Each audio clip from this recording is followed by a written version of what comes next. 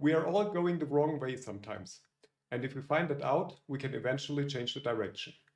Sometimes we're not sure if we are on the wrong way or we find it out very late. Today we have an amazing guest here who is embracing going the wrong way. He even wrote a book about that, and the book is called, of course, Going the Wrong Way.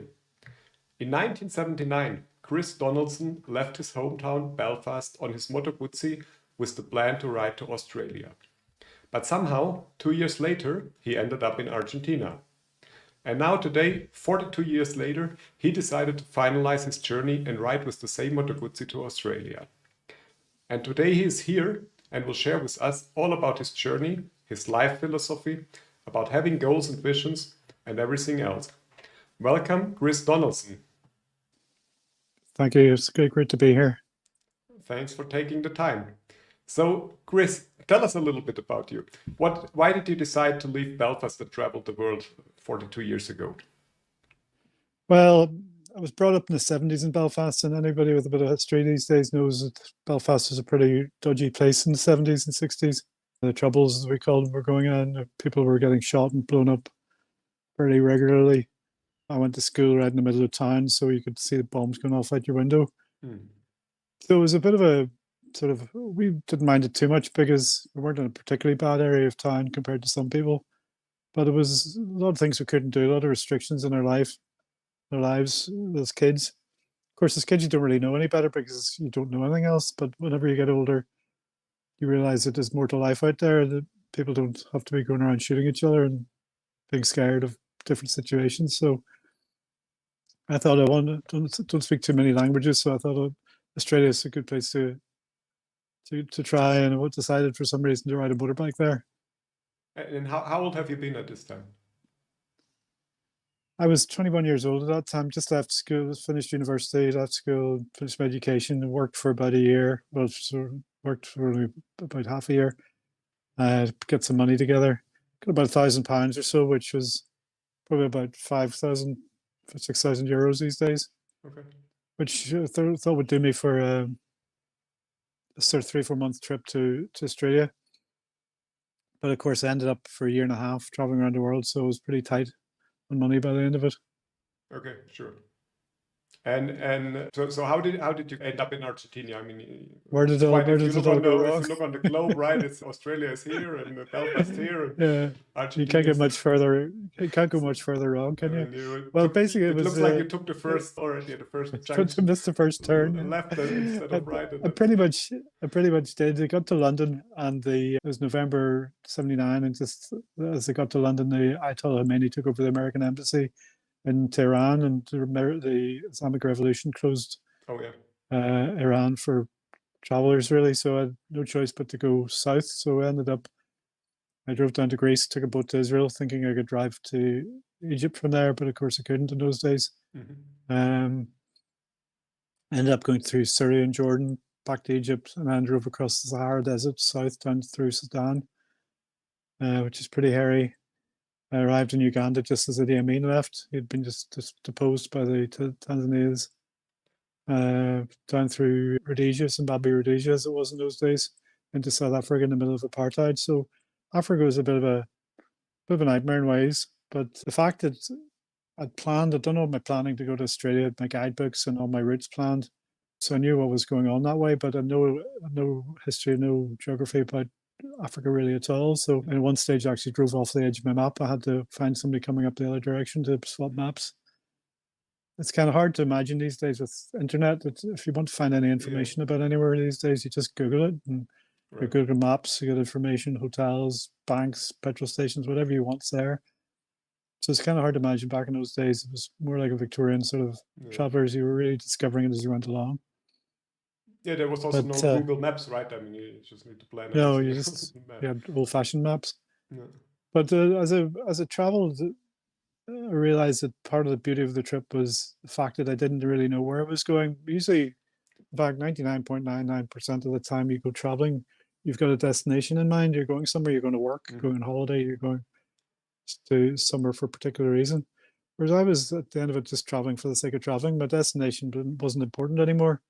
I was just traveling for the day, just living for the day and traveling as as things unfolded, as you would know yourself from traveling.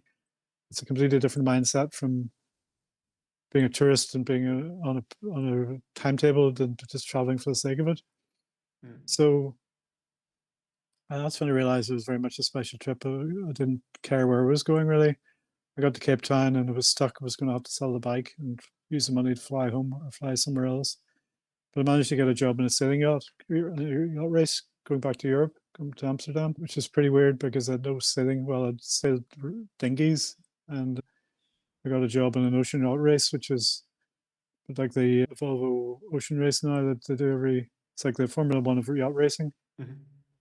So about to race back to Europe on the boat, and the sponsors shipped me back to the States. You went so I back continued with the guys from the race, with the boat from this actual race.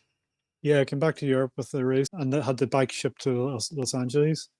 So I flew out to Los Angeles 3 months later, picked it up and continued on my way up to Canada, and then still worked in the States for a while, down through Mexico and Central America down to South America, where the trip pretty much ended in a sudden because I ran out of money, ran out of health as well. I got hepatitis and the bike was pretty wrecked and everything was a bit of a disaster at that stage. But I got down to Argentina in 1981. So I started writing a book when I was away. I suppose I realized it was quite a journey I'd been on. But there's a guy wrote a similar book called Ted Simon, and he published it before I did. So I thought, well, I'll just forget about my story. Nobody would be interested now. And then 40 years passed. Well, life got in the way and decided I should really get down and write this story. So it was quite an interesting experience reading my journals as a 21-year-old when I was 61 and seeing how I felt and what I did and what I got up to 40 years ago. And then learning how to write a book.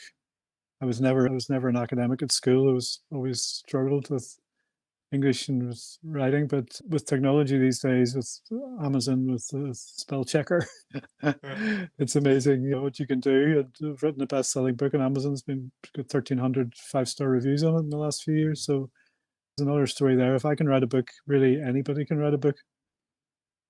Okay, yeah, I still think you need a good story and also like to engage the reader, right? But what you're basically saying is you wrote your book with 61 based on your journals that you did with 21. Is that correct? So you... That's right. Yeah. So it gave it an extra layer that was able to look at it as a different person, but the same person, you know. Okay. And I want to ask you something. In the beginning, when you started explaining, you said something that you actually outlined all your travel to Australia, right? So you had a plan and you had all the maps laid out and you had information. So you were preparing and planning for the travel. And then you had this change where you said, okay, you at one point you didn't travel anymore for the destination, but rather for the sake of it. So can you explain a little how this shift in mindset came and how you felt about it? Because I think many people are also like this. They have a plan, right? They might, if they don't get there, or if they go in the wrong direction to figure it out, they might get stressed or I don't know. So can you explain a little bit how that worked in your experience? Yeah. Well, it was set on me by outside influences because I couldn't travel the way I wanted to travel. So I had no choice. I wasn't going to go back home after 2 weeks after telling all my friends I was going off around the world and turn up 2 weeks later saying I've decided not to. So I had to go somewhere. But it is a completely different mindset in a way because you're thinking about yourself. It's quite selfish in a way. You forget about everybody else, more or less. Your world becomes your surroundings. You don't have a home. You don't have a fixed abode. You're traveling. So it's very exciting, quite stressful in a way. It's not an easy way to live. The West has designed civilization to be as easy and stress-free and less problematic as possible. If you get sick, you go to the doctor. If you run out of money, you go to the bank. If you got your family, you got your friends. Everything is here for you. But when you're traveling on your own, especially, you've only yourself. So you really get to know yourself and what your capabilities are. And you've got yourself into a situation, into an area, place. If you get into trouble, you've got to get yourself out of it. All right. So I learned a lot of motivation, a lot of persistence, a lot of sort of skills that I was able to use later in my life in different fields in business and so on.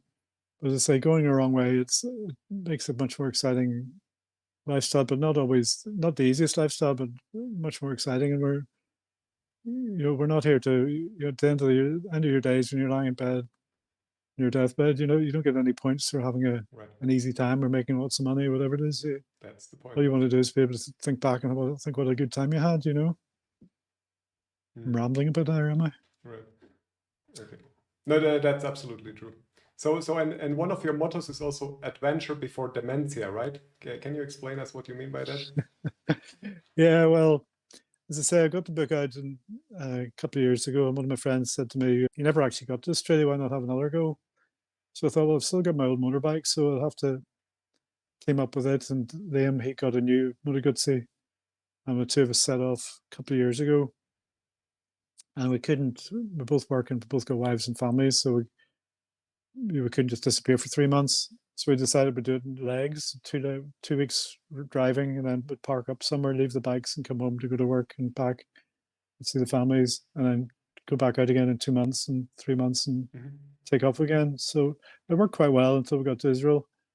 And then Liam decided for whatever reason that he didn't want to go on. Say long distance traveling is not for everybody. Once you get out of Europe, the stress has increased tremendously, and if you're not used to the pressures and the things can go wrong, you really don't enjoy it. So he came back. So I ended up on my own again, driving across down to Athens, across Turkey into Iran, and then down to Dubai, where I used to live. I lived in a boat on a yacht there for 8 years, a few years back. Then the next leg was to Iran, back through Pakistan into India. And then the last leg through India and into Nepal, or flew the bike to Australia. So finally got to Australia 43 years after I left. So it's got to be a bit of a world record there somewhere. Yeah. But I suppose the point I was sort of making was, I'm 65 now. So a lot of my friends are taking early retirement from the number 55. And very often you find people have worked for 30, 40 years and they end up sort of digging the garden, maybe playing golf a couple of times a week. And you sort of think, well, is that all life is for now? Is that what you get after 30, 40 years working? Just end up sitting around doing nothing. Whereas that sounds great in some ways, but your brain's like a muscle. If you don't use it, you lose it. Right. And dementia is something that sets in. Dementia is only one of the things that sets into you as you get older. I've started to get a bit of Parkinson's disease in my hands, which doesn't help. It doesn't stop me driving too much. But people think, well, I want to do these things before I die, but they don't realize, well, actually, there's a lot of things you want to do before you get too ill to do them. And you don't know when that's going to happen. So you got to keep at it. But I think the main thing that kills people is old people is not doing anything at all. You got to keep your mind active, keep your body active, and keep your social skills active as well to be able to enjoy your life as you get older. It's a different. My first trip when I was 21 was very much a coming of age story of discovering the world, discovering myself, and discovering what's going on. So 40 years later, it's I realize I'm coming to the end of that. Instead of building, I'm starting to fall apart. But you're starting degenerating as you finishing work and looking for other things to do. I think it's important to keep your mind active and give yourself goals and tasks and projects to keep your mind busy. Yeah, absolutely. I fully agree with that. I think it's important that we stay busy and that we do things we really love and enjoy and that really also make us happy, right? Yeah, I mean, if you go away on holiday sometimes for 2 weeks, you come back and you have trouble getting your brain into gear again. But you get people that have been working in business for 40 years and they retire and the next day they're doing nothing, they're just sitting around. And after 6 months, it's got to have an emotional pressure on you as well, that you can't think the way you're a different person. You can't think the way you used to. There's so many other things for men, especially because, as I say, a lot of the traditional manner men are working. Maybe by the time they retire, they're in a position of authority. They're making decisions, they're doing things. All of a sudden, you're doing nothing. So there's a lack of fall of social standing, of identity, I suppose, in a way as well, So it's important for a project, I think, anyway, to something to build, something to be working on, something to be learning. Right, yeah. Yeah, and I think it's a very valid point, and I also think it's very difficult, right? I mean, yeah, as you're saying, if you're working like 30, 40 years, 8, 9, 10 hours a day, and then suddenly you're getting retired, and then suddenly you don't have all this, as you're saying, the identity, you don't have it anymore, right? It was everything Yeah, you lived for, your work, and suddenly you have to do something else, and then many people stuck in that, and it's very difficult to find them back into some really, let's say, yeah. passionate activities. I think it's harder for men to socialize. I mean, say you go into an old folks' home and there's all the old ladies are sitting around talking and playing bridge and chatting. Mm, And you see a couple of old guys in the corner just staring at the TV, you know, they don't know yeah, what to do with themselves because they haven't been socializing so much, they've been busy spending their time working. right. They haven't had that time to socialize and have hobbies and Mm, do things that they would want to do. So I think it is, especially for men, more dramatic, a cutoff, that whole retirement stage. So that's where the dementia before adventure before dementia came. But so there's no reason. I mean, I'm 64 now. I just got to Australia, just finished a trip I tried to do when I was 21.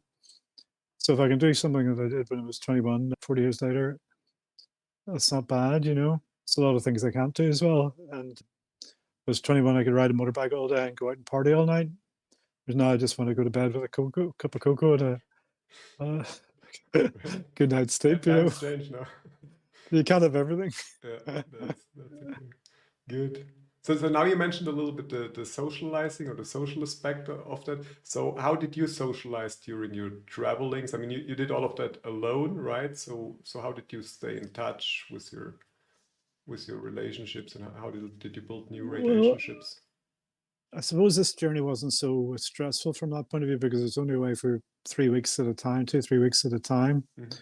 Whereas before I was away for your months away before you, so your year and a half before you go home.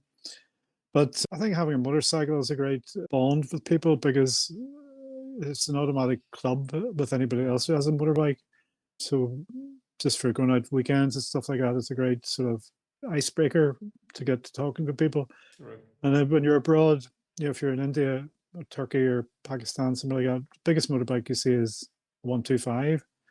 So you turn up on an 850 Moto Guzzi, it gives people something to talk about. So you're Mm. immediately something to an introduction with people. Whereas if you're backpacking or something like that, you're just another guy in the street. I've done both, and it's more difficult. So I do find having a bike gives you a great entry point into conversations with people.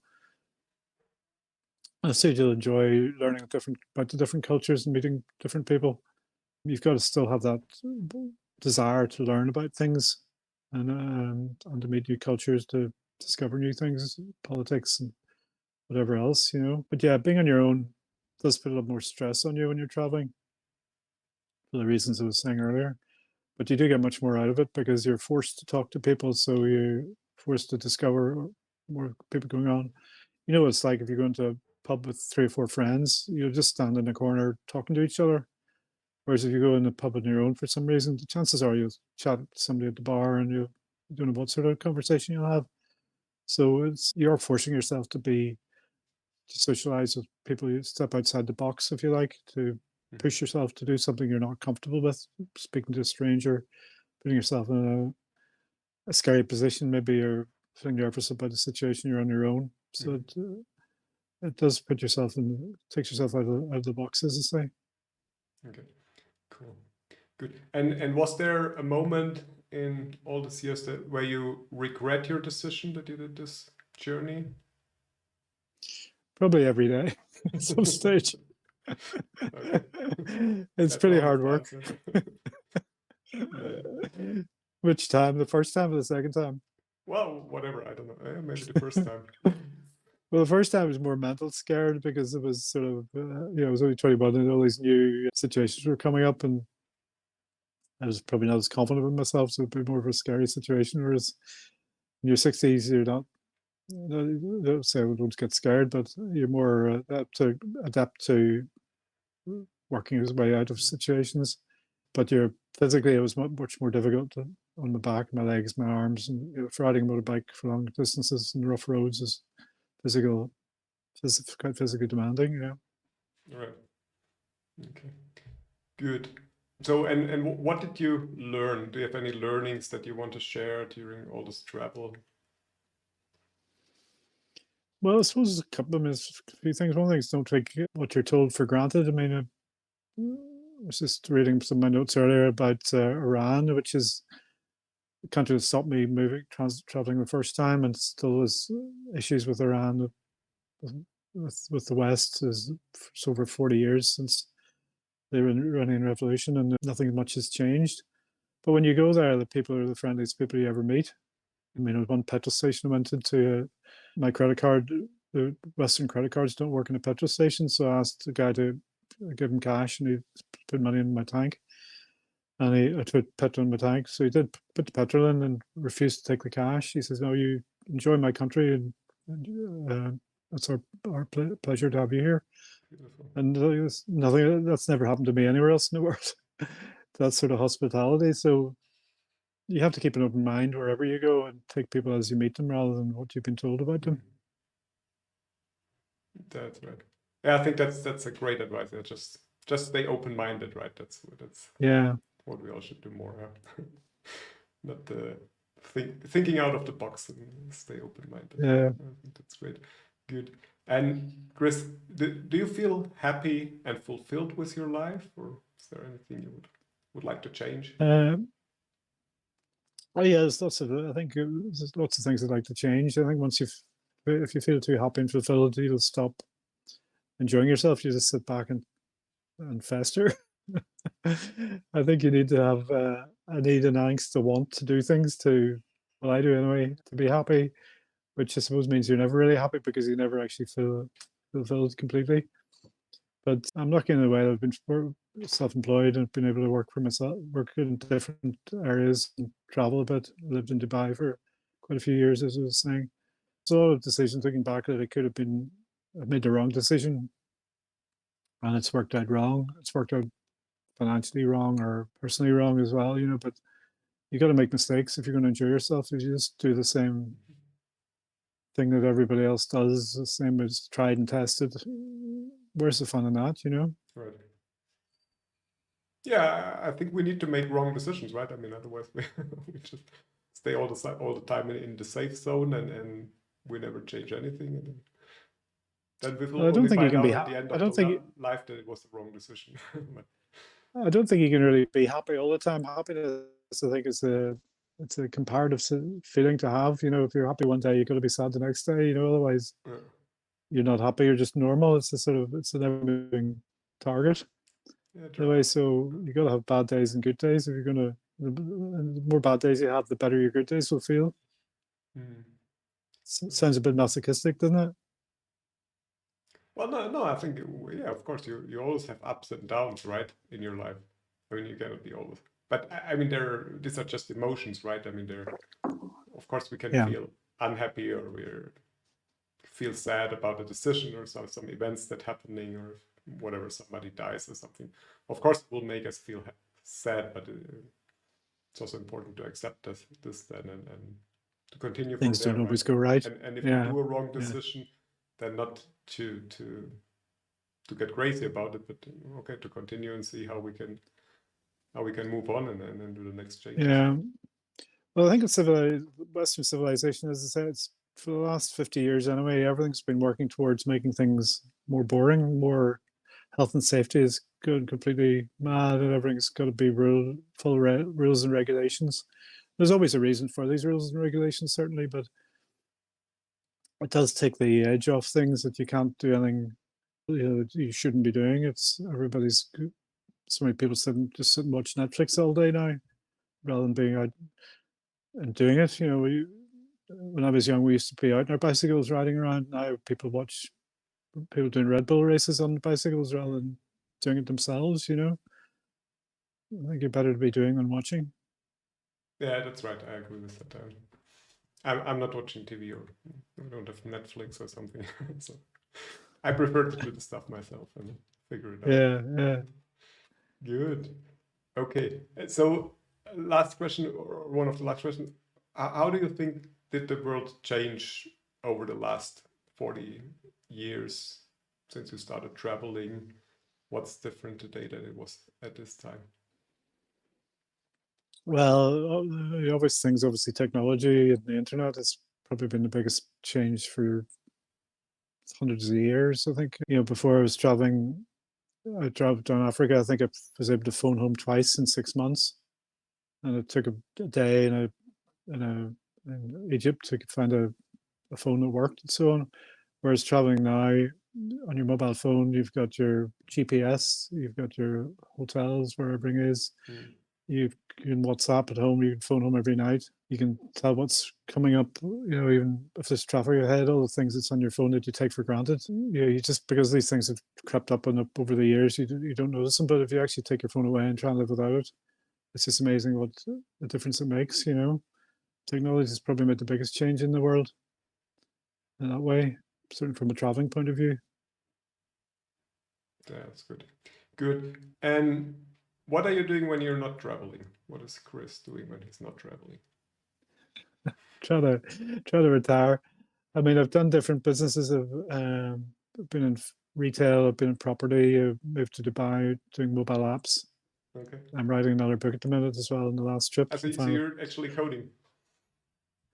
No, we didn't do coding. We got people to do the coding for us. I did more of a salesman, making the app fit for people, what people wanted. And then go to the technicians and say, this is what we want, you make it to do that. Technicians, people are very much either sales or technical minded in the technology business.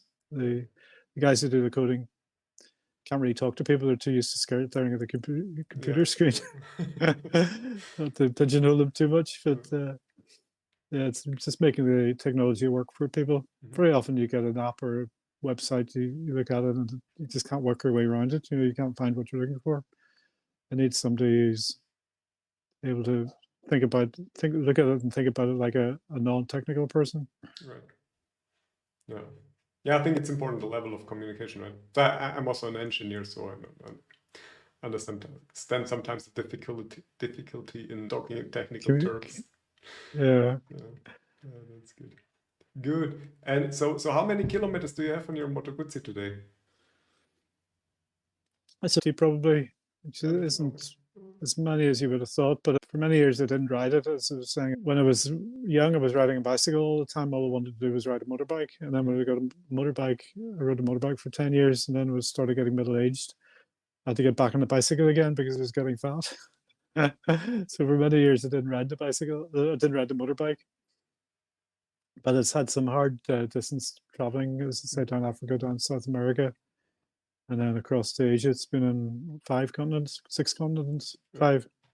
So, but it's still going well. It's an Italian bike, not the sort of bike you would. I mean, there's a whole motorcycle industry built up around the Paris-Dakar race and driving off roads. But in our day, your adventure motorbike was the one that you had. You could have your adventure in any motorbike. You didn't need a special one. So yeah, I mean, that was another interesting point of it. The new trip was using the old technology, how much easier it is to fix something when it does go wrong. Yeah, I think that's the point, right? I mean, with the new bike and also with the new cars, right? You have all this electronics, you can't get them fixed anymore. You can't fix it. No, you need a computer to fix it. You need a specialist workshop. Whereas 1980s technology, 1970s technology, something breaks, you fix it, or you repair it, or you get something else that'll work instead, So that's another big change. It's very much a throwaway world. You just plug it in and replace it. Cool. No, I think that's also a change. Starting to talk the way my dad used to talk. Wasn't like that in our day. We're all getting older, right? That's okay. Good. Chris, thank you so much. So is there any last advice that you want to give our listeners on their way? Well, probably say just whatever you're thinking of doing, don't stop thinking about it. Just get off your ass and do it. I think people overthink things too much. They're too busy worrying about what will go wrong, and instead of worrying about what will go right, just stop thinking about it. If it looks good, if it feels right, just go and do it, and just don't come back and shout at me if it all goes wrong for you. Right, and then if it doesn't work, continue and do something else, right? There's always a There's always another route. There's always another way out. That's right. Good. Okay, Chris, where can people find you, or where can they find your book? Can you give us some information? Well, my book's on Amazon. It's called Going the Wrong Way by Chris Donaldson. It's got 1,300 5-star reviews, so it's doing pretty good. People seem to be enjoying it. It's on ebook, paperback, and audiobook as well. And I've got a website, chrisdonaldson.world. You can order off that too. I'm in Belfast if anybody wants to call in for a pint. I'm always available. Pint of Guinness. That sounds interesting. Probably a lot of stories to tell. Good. Chris, thank you so much. We will put all the links and the link to the book and your website in the show notes. Thank you very much for joining us today. Thanks everybody for listening and watching. Please don't forget to subscribe and like to our channel, and have a wonderful rest of the week. Thank you.